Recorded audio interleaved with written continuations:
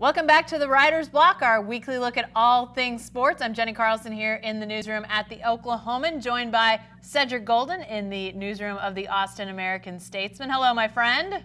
What's going on today, Jen? Hey, we're just trying to stay a little high and dry here in Oklahoma. We'll see what we can do for the next 20 minutes or so. I think we'll be all right. But I don't know about the Warriors. Cedric, let's lead off with the lead. Let's look at that NBA Finals. It's now 2-1 Toronto. Who you got winning this thing now? This is kind of an unexpected result. It really is. No one saw Klay Thompson getting hurt, and the Splash Brothers have been reduced to a Splash Brother. And Steph Curry, is great as he is, he can't do it by himself. I think Klay Thompson's probably going to be ready for Game 4, and if he can give them 80% of what he usually gives them, I still have Golden State winning the series. Kevin Durant, people are rumblings that he may play. I've told you before, I just don't know that he's ever going to play for Golden State again. He's there for support, but he's not doing 3-on-3 yet, and he's not running up and down a basketball court. And we know he's probably not in basketball shape anymore. He's been about a month since he got hurt. So I think if Klay Thompson doesn't come back in this next game, Golden State's probably going to lose, and they're going to lose this series. But if he comes back, I still have the Warriors winning in 7. Yeah, it's been very interesting, the drama of this series with Golden State. Now, let's say, around the basketball world, I don't know if a lot of people are crying for the Warriors and Steve Kerr only having Steph Curry and Draymond Green. And DeMarcus Cousins, obviously, although he doesn't look to be in great basketball shape yet either, it's hard to get thrown into a series, where guys are playing at a high level, and obviously the challenge being what it is. But, I'm with you, Cedric. I mean, I think it is really going to be a challenging series for the Warriors because, I think it has been said that, if Durant is able to practice, it's basically, a practice or shoot around and then he's go, which, I'm sure he will have an impact even if that is the case. But it's still a lot to ask of a guy who hasn't been shooting, with his normal form. He hasn't been running. He hasn't been in contact situations. So how does that look? How does he perform? I'm sure he will help those other able-bodied 100% go guys just by drawing defenses and doing some things that, a guy like a Sean Livingston or whomever, Andre Iguodala, wouldn't necessarily command that kind of attention. And yet, I wonder, Cedric, when you look at this series with all these Warriors being hurt, where the Raptors are, is this a little bit of a pull back the curtain on Steph Curry? How good is Steph Curry? He's always had some other pieces. I know, as I said, Draymond's still available in that rotation. He's got some other guys available to him, but how much is this on Steph Curry at this point to really show just how great he is? It's all on him right now, and boy, he put on a show, Jen, in Game 3 with 47 points, 25 at the half. He just as good as people think he is, and he's probably one of the most underrated finishers at the bucket that's ever played the game. He's not a huge guy, but he gets in there and among the trees, and he can finish. So he knows that it's on him. And the true measure of greatness is, what do you do when the chips are down? And the chips are down for Golden State. Yeah. That's a walking mash unit, Jen. Andre Iguodala's banged up. Clay's hurt. Durant's hurt.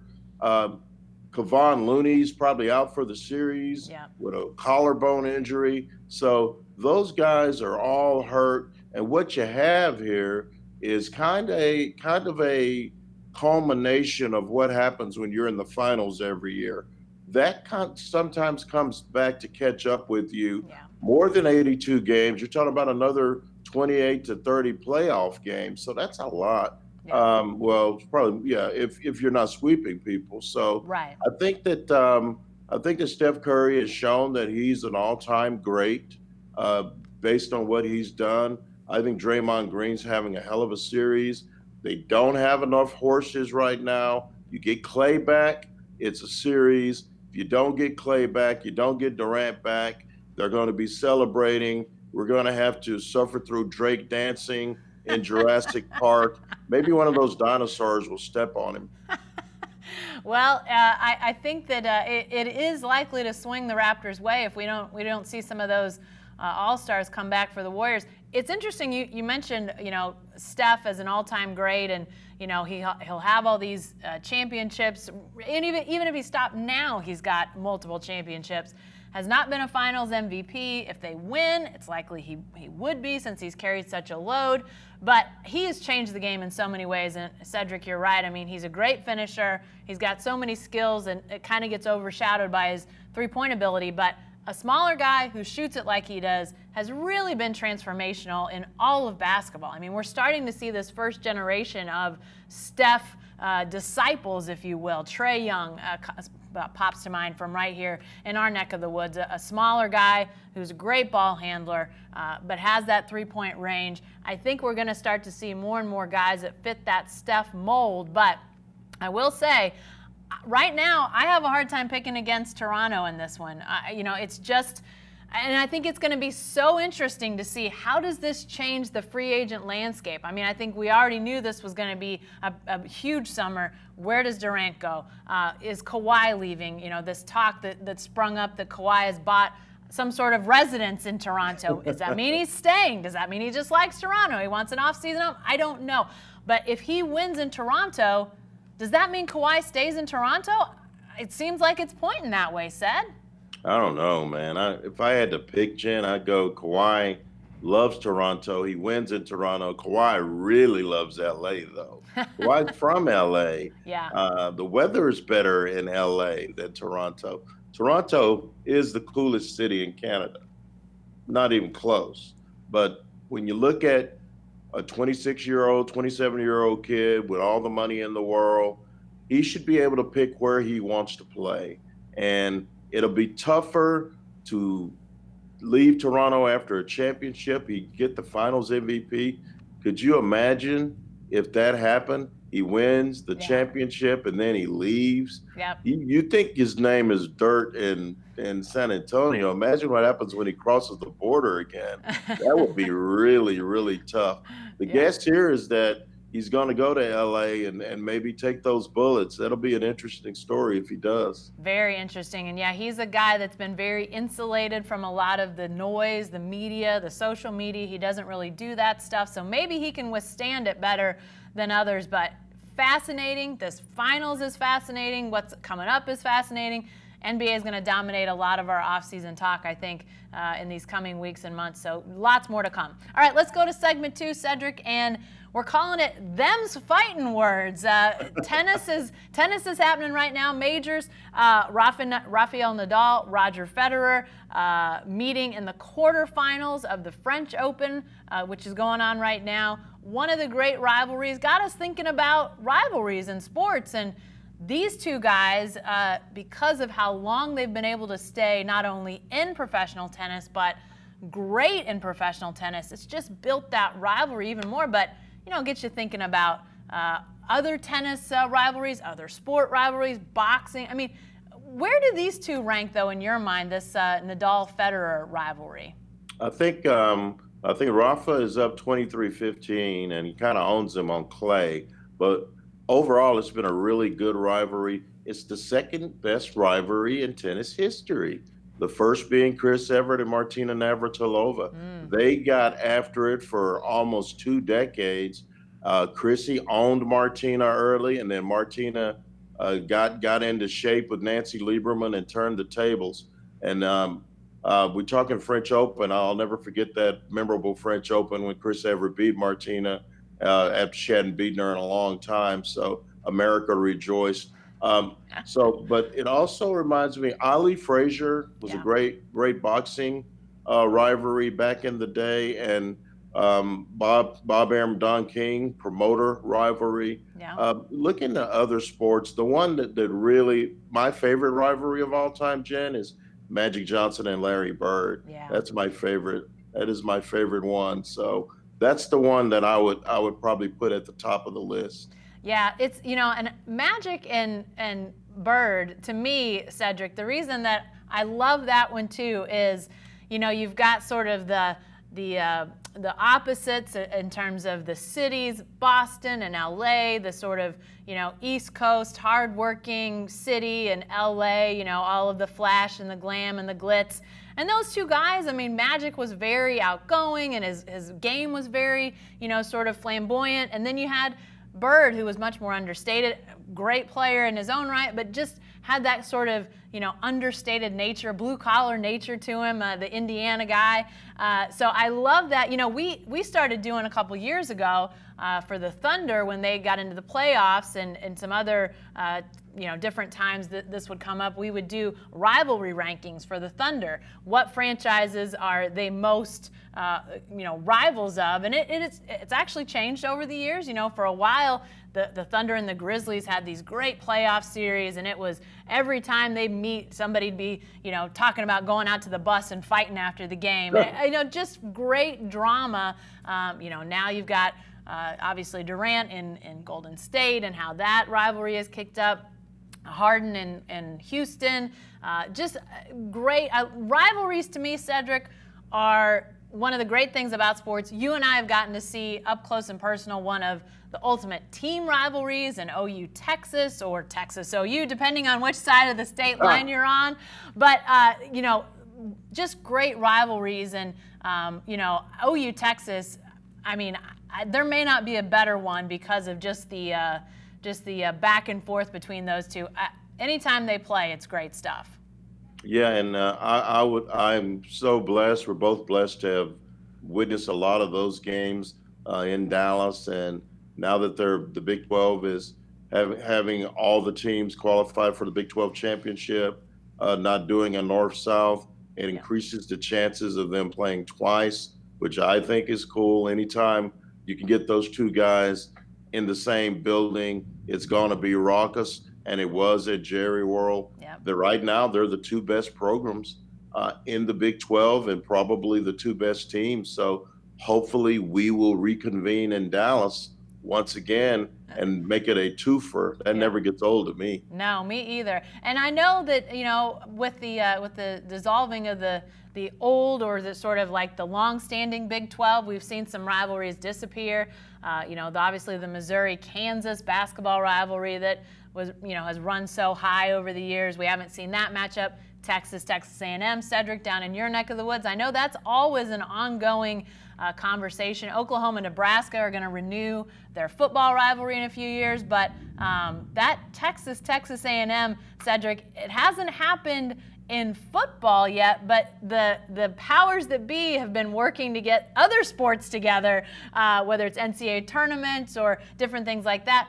The Texas A&M thing, anytime they play nowadays, it's got to just sort of infuse people with the passion of that rivalry again.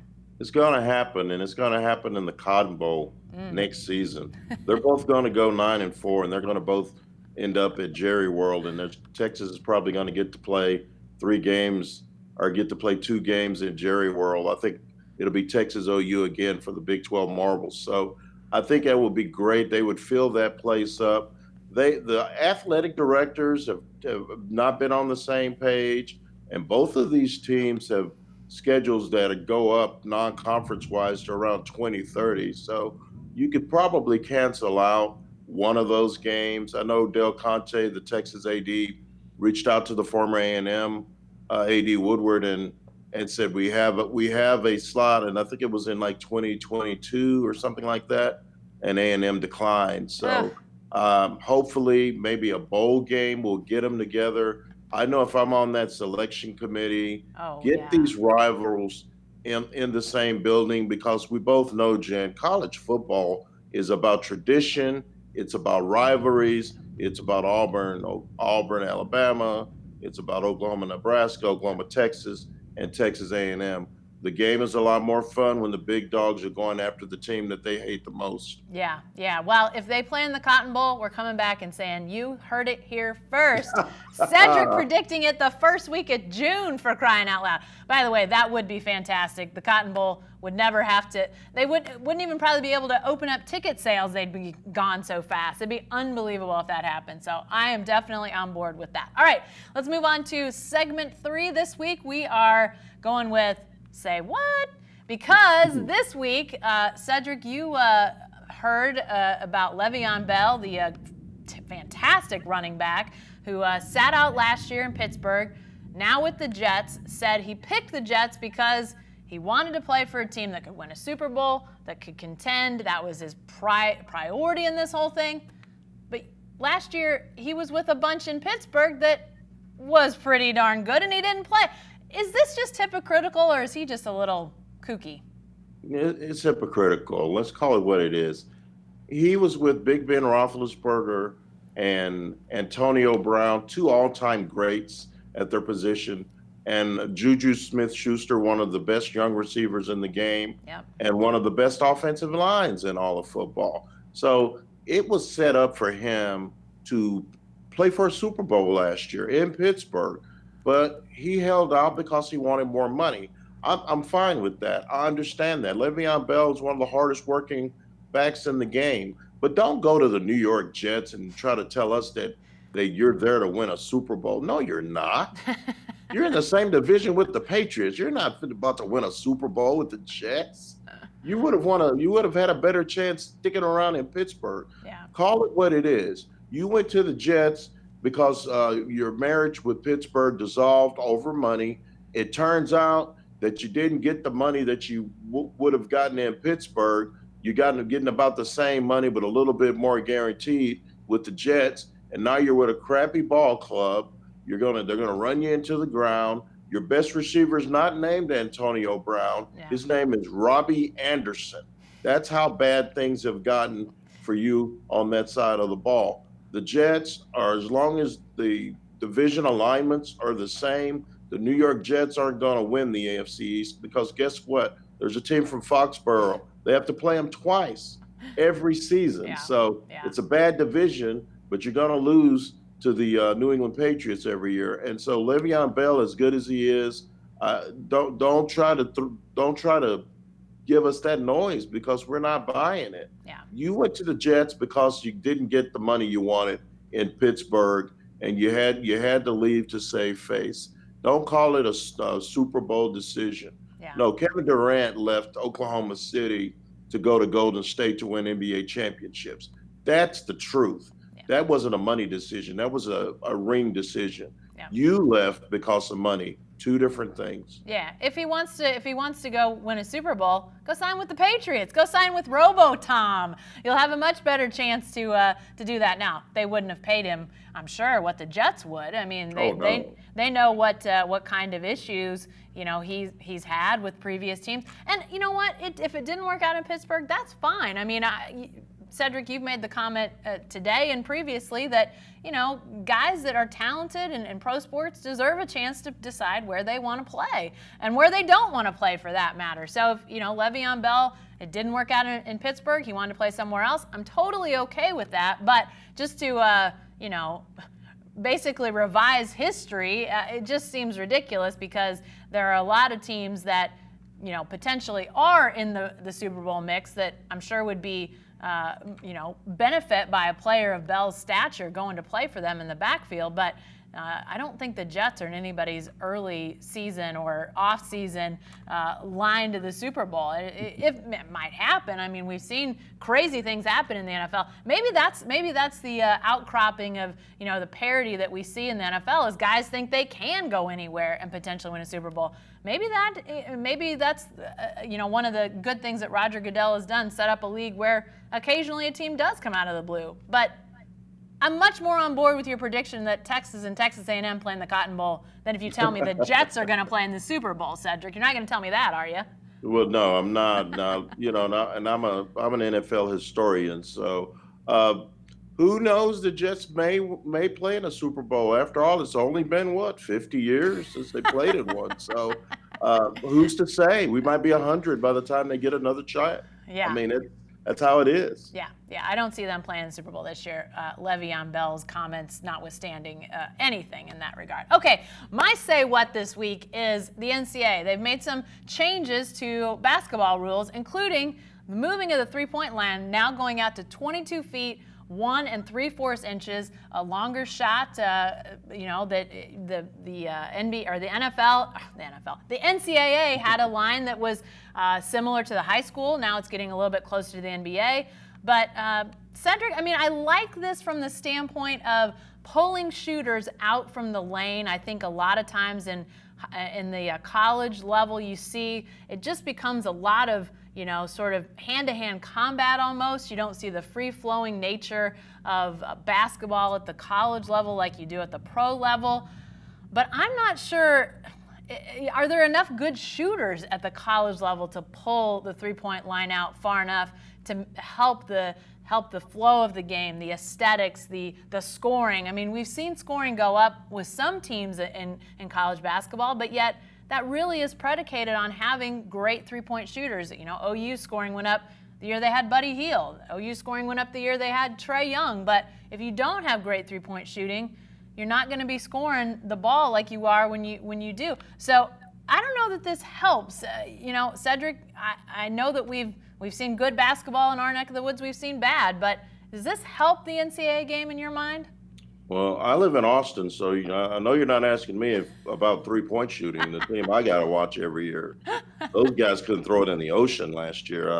I'm sure when Shaka Smart got that news, he was like, all right, I think I need a drink. I mean, I just don't know that that's going to help the Longhorns because they've struggled mightily. They're one of the worst three-point shooting teams in the Big 12, so they've struggled in that. But overall, I think it will pull some of those guards away from the elbow and make them play a little bit more one-on-one defense.